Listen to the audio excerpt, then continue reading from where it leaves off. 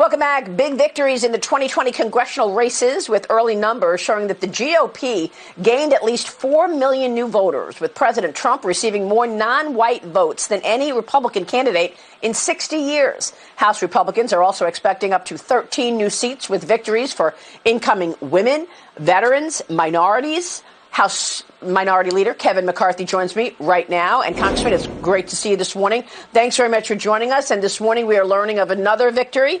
Darrell Issa in California's 50th District, winning his race. Assess the situation for us. And before that, maybe you want to comment on what you just heard from Rudy Giuliani in terms of this active litigation that is to come with lawsuits dropping tomorrow, Congressman.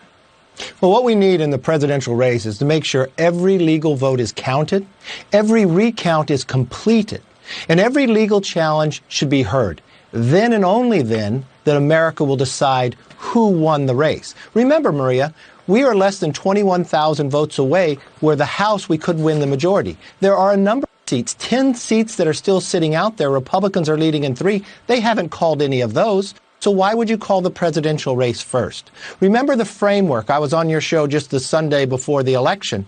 They said in the House, Republicans would lose 15 to 20 seats. Every pollster said that, Speaker Pelosi and Steny Hoyer. They also said we would lose the Senate and we would lose legislatures as well. What happened? We didn't lose one incumbent. We won every seat except one open. We won 28 of the 29 most competitive seats that Nate Silver laid out there. We are gaining and less than 21,000 votes away. We didn't lose the Senate. We didn't lose one control of any legislature. Actually, Republicans gained 3 new legislatures of control of. And we've had the most competitive presidential race in our modern history. That's why every vote should be counted, every recount to go forward, and every challenge should be heard. Because if it's still good to keep going on these congressional seats, them out, I think we should actually do that as well for the highest office in the land.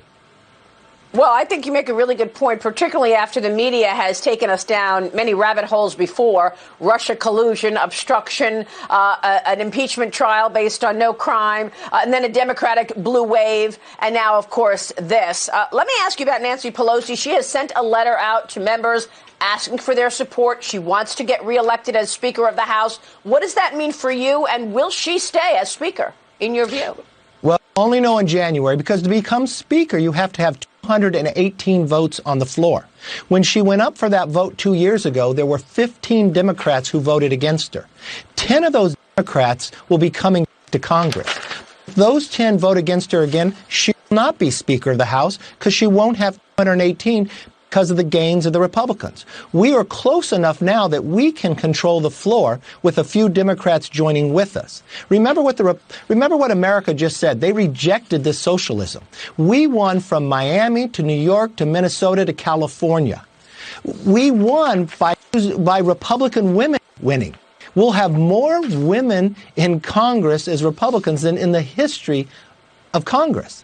That says something about what President Trump has been able to do to expand this party, bring diversity, and that brings strength. The same thing that brings strength to America, diversity is now the Republican Party as well.